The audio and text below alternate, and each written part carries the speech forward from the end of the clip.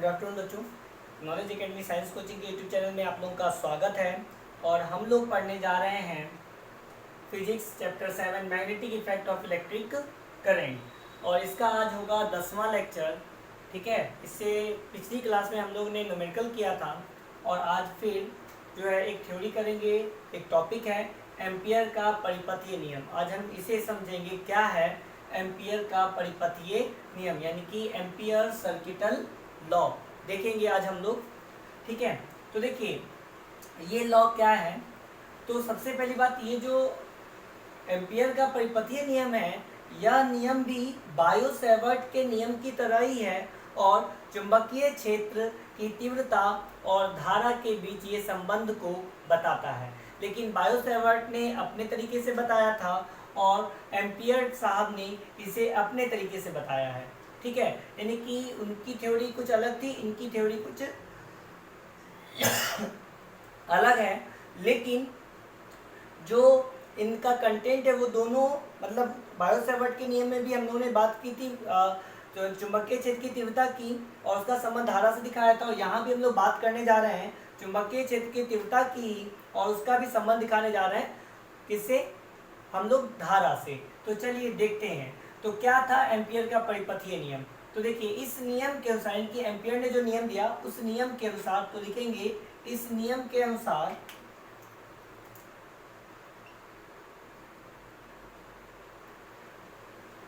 इस नियम के अनुसार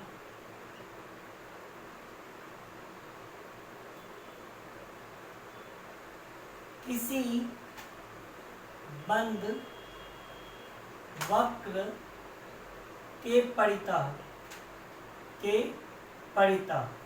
यानी कि चारों ओर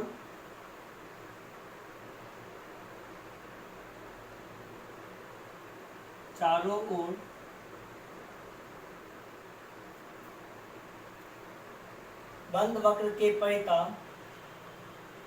चुंबकीय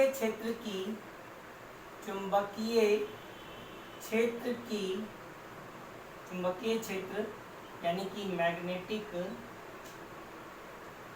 फील्ड की तीव्रता का रेखीय समाकलन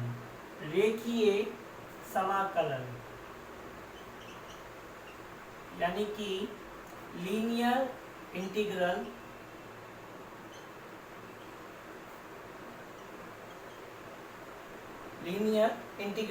रेखीय समाकलन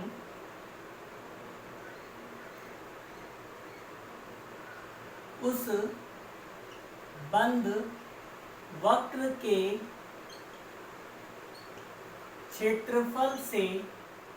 क्षेत्रफल यानी कि एरिया से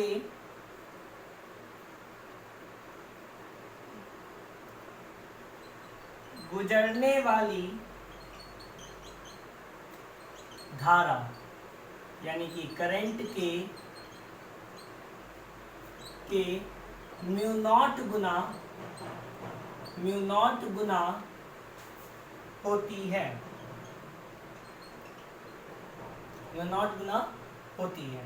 तो देखिए यही बताया था एम्पियर ने। तो अभी आप लोगों को समझ में नहीं आया होगा, अब इसको समझते हैं थोड़ा सा अच्छे से। ठीक है, अगर आपको याद हो इलेक्ट्रोस्टैटिक्स में तो आप लोगों ने पढ़ा था एक गॉस का प्रमेय। ठीक है, तो ठीक ये जो आप देख रहे हैं एम्पियर का परिपथीय नियम, ये भी गॉस के प्रमेय की तरह ही है। अगर आपको याद हो तो गॉस के प्रमेय में भी हम लोग एक बंद आकृति लेते थे, बंद पृष्ठ लेते थे और उस बंद पृष्ठ से जितनी विद्युत क्षेत्र की रेखाएं गुजरती थी, ठीक है, जितनी भी विद्युत क्षेत्र की रेखाएं गुजरती थी इस बंद पृष्ठ से, ठीक है, तो उसे ही हम लोग क्या करते थे, यानी कि हम लोग बात कर रहे हैं क्या, गॉस के प्रमेय की ना। तो गॉस का प्रमेय क्या कहता है कि भाई कोई बंद पृष्ठ है, उसमें अगर कोई आवेश रखा हुआ है तो वो आवेश जो है क्या होता है, आवेश वो होता है 1/ε0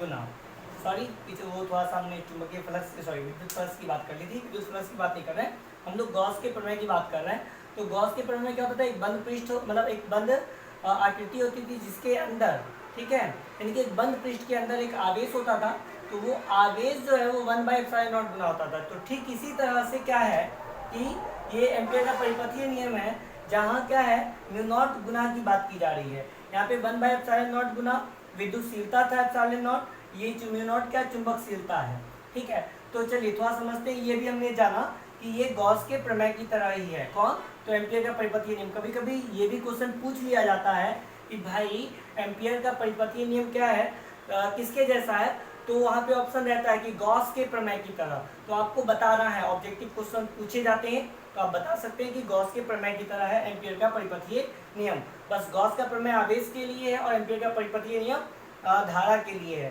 गॉस का प्रमेय किससे संबंधित है, तो वो संबंधित है विद्युत क्षेत्र से, तो ये संबंधित है चुंबकीय क्षेत्र से, ठीक है। बस इतना ही दोनों में अंतर है, बाकी एक ही जैसे हैं लगभग।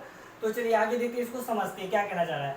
देखिए होता क्या है, मान लीजिए कि भाई कोई चालक तार अगर आप लेते हैं तो इसके चारों ओर चुंबकीय क्षेत्र उत्पन्न होता है।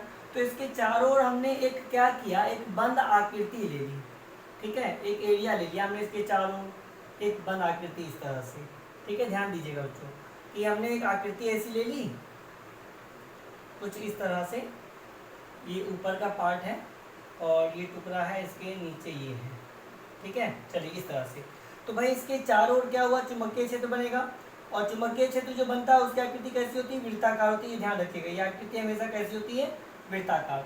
अब यहाँ देखिए जो वृत्त बनेगा तो भाई ये r त्रिज्या का वृत्त बनेगा। ऐसा नहीं है कि कहीं पर नजदीक होगा कहीं पर दूर होगा, नहीं, चारों तरफ समान दूरी में चुंबकीय क्षेत्र जो है वो उत्पन्न होगा। तो चुंबकीय क्षेत्र उत्पन्न हो गया।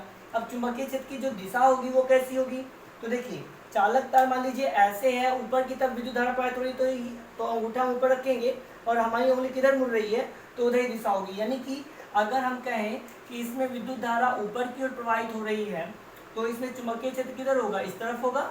यानी कि जैसे ये ऐसे रखेंगे तो ऐसे अंदर की ओर, तो ये अंदर की ओर दिखा रहे हैं हम कि ये अंदर जा रहा है, ठीक है। ध्यान रखिएगा ये अंदर है, ऊपर नहीं है। एक काम करते हैं, इसको थोड़ा सा हम हल्का तिरछा करके बनाते हैं यहाँ पे, ऐसे तो दिखाई देगा, यानी कि इस तरह। अब ये क्लियर है, ये ऊपर है और ये ऐसे, यानी कि इस तरह की आकृति कुछ इस तरह से। तो ये P जो आप देख रहे हैं बिंदु P है, यहाँ पे जो B है, B वेक्टर कह सकते हैं यहाँ पे, और इसकी दिशा जो कैसी है वो कुछ ऐसे, जैसे हमारा उंगली देखिए ये ऊपर की ओर विद्युत धारा प्रवाहित हो रही है, हमारी उंगली जिधर मुड़ रही है वही उसके घूमने की दिशा है चारों ओर, किसके, तो चुंबकीय क्षेत्र की तीव्रता के घूमने की दिशा है। तो इस तरफ, यानी कि ये जो तार है, तार जो है, तार चालक तार, ठीक है, ये चालक तार अगर हम कहें कि y अक्ष पर है, y अक्ष पर है, तो चुंबकीय क्षेत्र की तीव्रता, चुंबकीय क्षेत्र की तीव्रता xz प्लेन पर होगी, xz प्लेन पर होगी, सीधे ऐसे समझ लीजिए, ठीक है। यानी कि मान लीजिए कि भाई हमने एक सतह लिया ऐसे, ये हमारा हाथ मान लीजिए सतह है, तो ये xz प्लेन हो गया और ये y एक्सिस है। तो अगर धारा y एक्सिस में है तो हमारा जो चुंबकीय क्षेत्र है वो क्या होगा, ऐसे होगा, इस दिशा देखिए इस तरह से। यानी कि ये चुंबकीय क्षेत्र की दिशा को बता रहा है ब्लू वाला मार्कर, और ब्लैक वाला मार्कर किसको दिखा रहा है, तो धारा को दिखा रहा है। तो इस तरह से, तो देखिए दोनों जो है एक अलग प्लेन में है, ठीक है। यानी कि ये y एक्सिस में है अगर, तो ये xz एक्सिस में है, कौन, ब्लू वाला मार्कर, ठीक है। चलिए तो बात क्लियर हो गई होगी, ठीक है, कि ये कहाँ पे है। और अब जो है बात यहाँ पर देखते हैं क्या कह रहा है। तो भाई ये चालक तार था, इसमें विद्युत धारा प्रवाहित हुई तो चुंबकीय क्षेत्र उत्पन्न हुआ, ठीक है। अब ये चुंबकीय क्षेत्र होगा कितना, बात इसकी हो रही कि आखिर दिशा तो पता चल गया भाई कहाँ है, एक्जेक्ट प्लेन पर, लेकिन इसका मान कितना होगा। तो इसका मान निकालने के लिए हमें क्या करना होगा, इस चुंबकीय क्षेत्र की तीव्रता जो भी है, ठीक है, उसका हमें क्या करना पड़ेगा, रेखीय समाकलन करना पड़ेगा, ठीक है। तो भाई वो रेखीय समाकलन किसका करेंगे, कैसे करेंगे, तो भाई इसका छोटा सा टुकड़ा dl लेंगे, ठीक है, और इस dl के साथ इसका मल्टीप्लाई कराएंगे और ये जो मान आएगा इसी को कहेंगे रेखीय समाकलन। देखिए dl ना है ना, तो dl से रेखा पर रिप्रेजेंट होता है और ये रेखीय और ये समाकलन।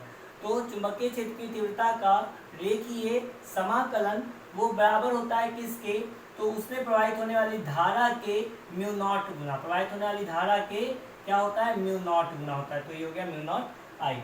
यही है चुंबकीय क्षेत्र की तीव्रता के लिए फॉर्मूला एम्पियर के परिपथीय नियम से। ठीक है, इसको शॉर्टली एम्पियर का नियम भी बोला जाता है, इसे एम्पियर का नियम भी बोला जाता है, ये ध्यान रखिएगा। ठीक है, तो चलिए, तो पहले आप जो है अब इसे लिख लीजिए और समझ में आ गया होगा क्या कह रहा है कि भाई इससे जो भी धारा प्रवाहित होगी उस धारा का हम क्या करेंगे, इसके चारों ओर जो चुंबकीय क्षेत्र बन रहा है, ठीक है, चारों ओर का जो चुंबकीय क्षेत्र का जो एरिया है उसका जो हम क्या करेंगे, देखिए समाकलन करेंगे। ठीक है, तो हमें क्या मिलेगा, वो धारा का म्यू नॉट यानी धारा जितनी है उसमें आई म्यू नॉट से गुना कर देंगे तो हमको इसका चुंबकीय क्षेत्र मिल जाएगा। ठीक है, मतलब फिर से सुनिएगा ध्यान से, हम क्या कहना चाह रहे हैं, ये एम्पियर का परिपथीय नियम किसके लिए है, तो चुंबकीय क्षेत्र की तीव्रता और धारा के बीच संबंध बताने के लिए। हमको ज्ञात क्या करना है, चुंबकीय क्षेत्र की तीव्रता ज्ञात करनी है। तो एम्पियर ने कहा क्या कि चुंबकीय क्षेत्र की तीव्रता, ठीक है, का अगर हम रेखीय समाकलन करते हैं यानी कि अगर उसका हम इंटीग्रेशन करें और किसके उसमें सापेक्ष, तो उसकी लंबाई के सापेक्ष चारों ओर का जो एरिया है, ठीक है, तो वो जो एरिया घेरा जा रहा है, जो वृत्ताकार आकृति बन रही है चुंबकीय क्षेत्र की, उसका जो हम लेंगे उसका हम रेखीय समाकलन करेंगे चुंबकीय क्षेत्र की तीव्रता का, तो उसका मान क्या आएगा, उसका मान आएगा उतना ही जितना धारा को म्यू नॉट से गुना करने पर आएगा।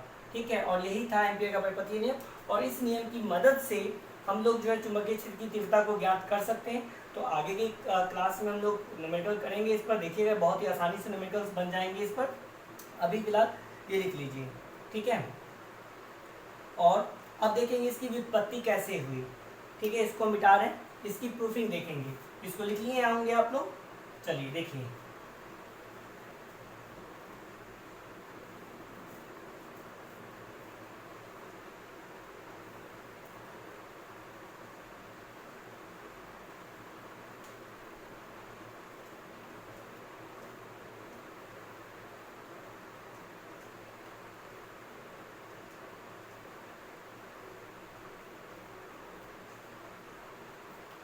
चलिए देखिए इसका प्रूफ देखते हैं हम लोग। ठीक है, प्रूफ उपपत्ति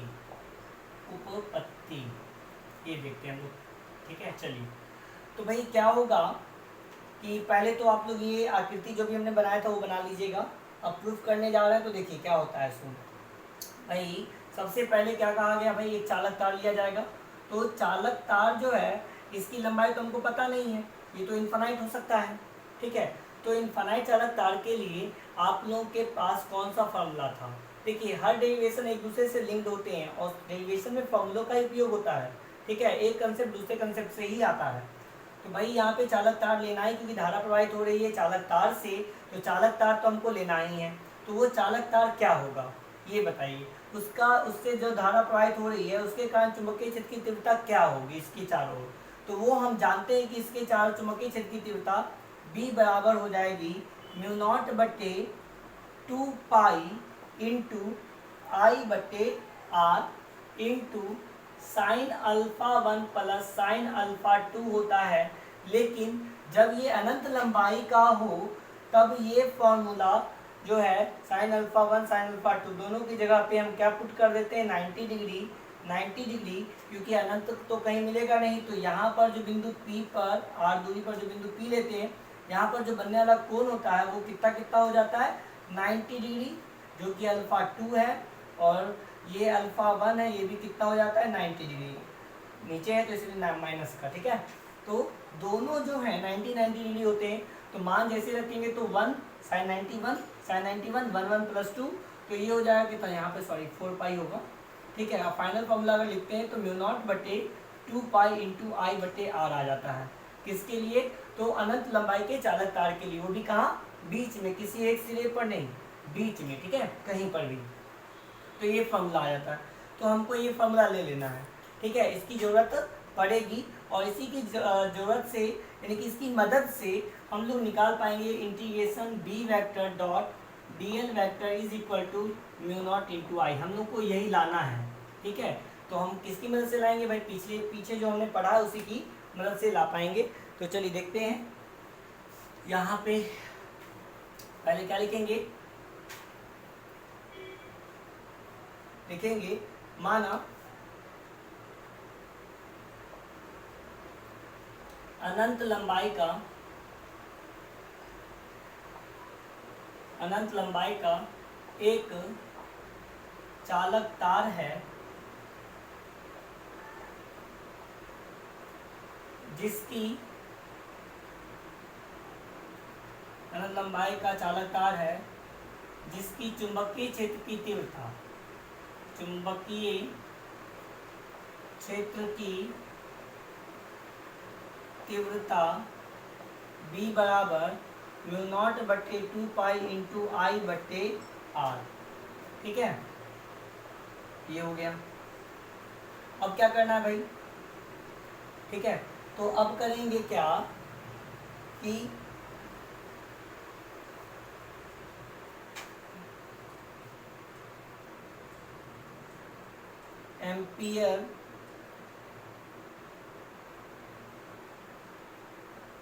एम्पियर के अनुसार, ठीक है, एम्पियर के अनुसार integration B vector dot D L vector is equal to, किसके बराबर हो जाएगा ये, integration B D L cos theta, ठीक है, क्योंकि ए वेक्टर डॉट वेक्टर में आप लोगों ने पढ़ा होगा ए वेक्टर डॉट बी वेक्टर बराबर होता है ए बी कॉस थीटा, ठीक है। तो भाई एम्पियर के अनुसार जो है integration B vector dot D L vector लिखेंगे, जो कि बराबर होगा किसके, भाई integration B D L cos theta के। अब ये थीटा कितना है हमें ये पता करना है। तो देखिए आकृति अगर आप देखोगे तो कुछ इस तरह की आपको आकृति मिलेगी, ठीक है, पहले इसको बना लेते हैं हम, यहाँ पर ध्यान दीजिएगा, कुछ इस तरह की आपको आकृति मिलेगी,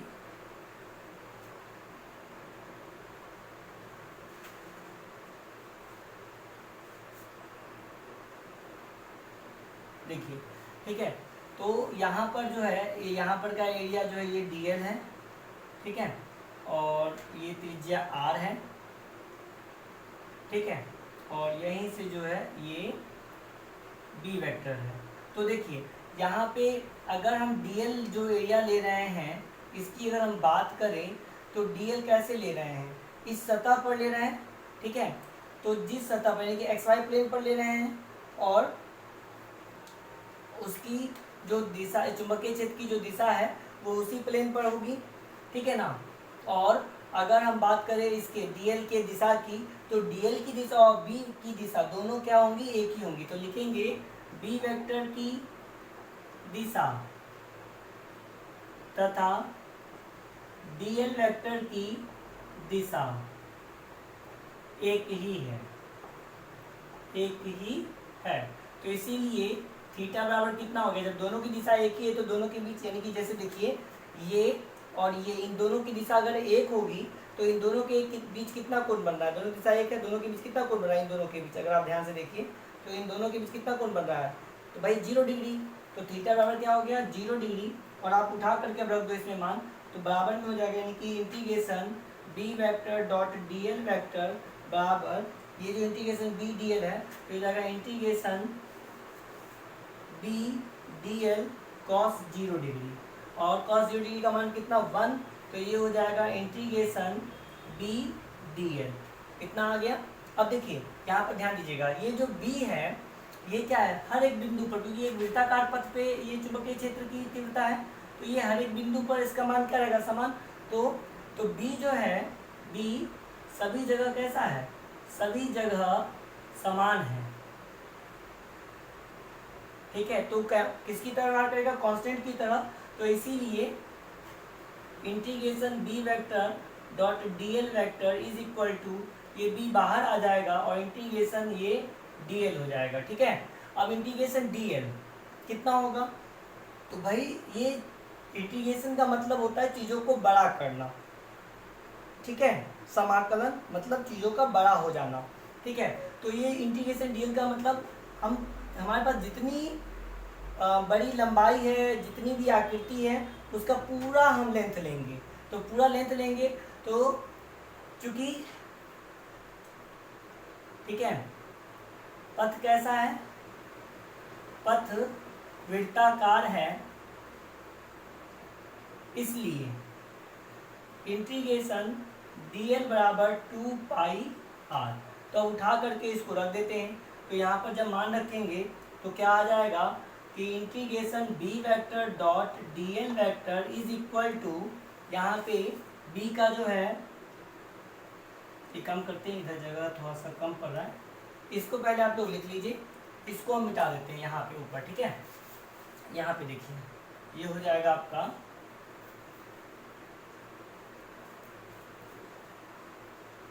यहाँ पे ध्यान दीजिएगा। तो यहाँ पर क्या करेंगे, हमारा integration b vector dot dl vector is equal to क्या हो जाएगा, b का मान कितना निकाले थे हम लोग, तो μ0/2 पाई इंटू आई बट्टे आर इंटू, अब जो है ये b का मान रख दिया हमने, और इंटीग्रेशन dl का मान कितना 2 पाई r रखेंगे। r से r कट गया, 2 से 2 कट गया, पाई से पाई कट गया। तो देखिए integration b vector dot dl vector बराबर क्या आ गया, μ0 i। यही तो हमें प्रूफ करना था, ठीक है। और देखिए यही एम्पियर का नियम प्रूफ हो गया, ठीक है। यहाँ पे आपको बस नोट में एक बात ध्यान रखनी है कि i जो है ये अपरिवर्तनीय होना चाहिए,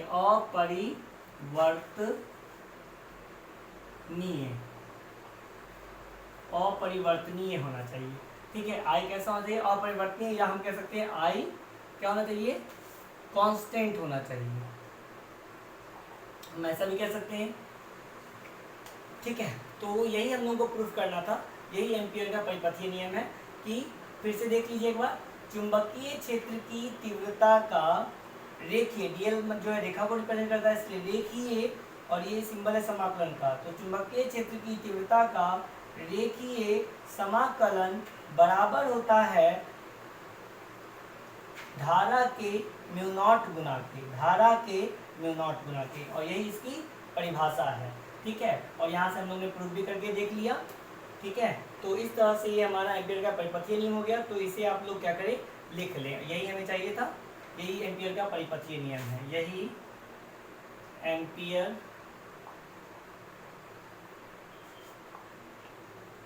का परिपथीय नियम है, ठीक है।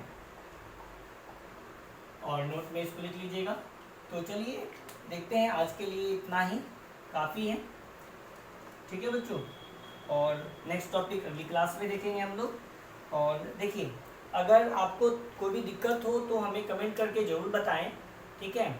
थोड़ा सा हो सकता है कि कहीं पर प्रॉब्लम हो, और ज़्यादातर हमको लग रहा है कि प्रॉब्लम वहीं हो सकती है जहाँ पर फिगर में ही थोड़ा सा समझने की बात होती है, ठीक है। तो उसको थोड़ा सा आप लोग क्या है, प्रैक्टिकली सोच के देखिए, समझ के देखिए, जैसे हम बता रहे हैं वो हमारा जो मूवमेंट है हमारे हैंड्स का, या जो हम बताते हैं अपने हाथों से, या जो फिगर को समझाने का प्रयास जब करते हैं, तो वहाँ पर 1-2 बार आप क्या करें, थोड़ा सा रिवाइंड करके ज़रूर देखें, ठीक है। बाकी कहीं पर कोई प्रॉब्लम नहीं होगी।